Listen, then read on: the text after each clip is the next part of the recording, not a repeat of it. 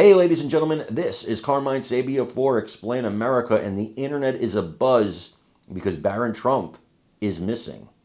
Before we get started, please make sure you like, comment, share, and subscribe. Those little things really help us out, and they help our channel continue to grow. You may or may not know that Barron Trump is a student at NYU, New York University, in the city.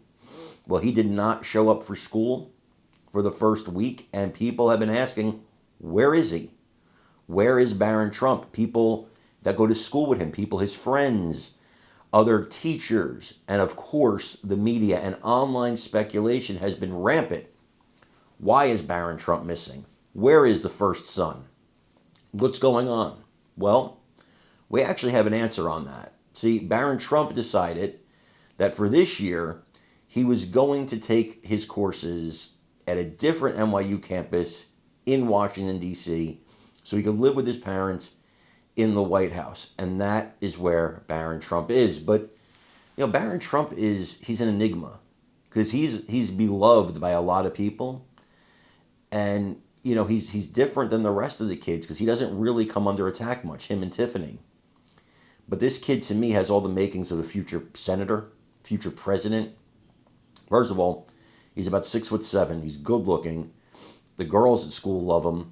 He's smart. He is smart. He developed the strategy that, in my opinion, put his father, President Donald Trump, back in the White House. It was his strategy. All these paid people millions of dollars, and it was the kid.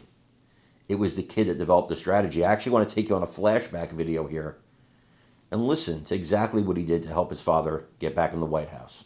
Tapped into the zeitgeist of youth through his son Barron, and he talks about it frequently, how they were doing the podcast, they were doing all the things Kamala wasn't doing. I don't know if it would have helped her if she would have done them because her policies were so bad, but they tapped into all that stuff the way they did last time. In 2016 it was Facebook, and Kushner knew how to kind of use what was out there. But Taylor, I am dying to talk about Barron. I went to NYU, and when I graduated it was already a little laughed. And so when we all knew that Barron was going to NYU, I was like, oh no, how is that going to work? And I love that the president said, I owe a lot of part of my win to my son, Barron. He is the one who called his dad and said, Dad, you got to do TikTok. Dad, you got to do Rogan.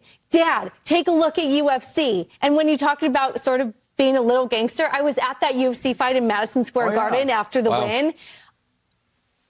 I have no words to describe. The energy was electric. People are jumping up and down. And these are like normal people, but who feel so, I think, excited. Sure. So again, that young vote. And I think Barron has something to do with it.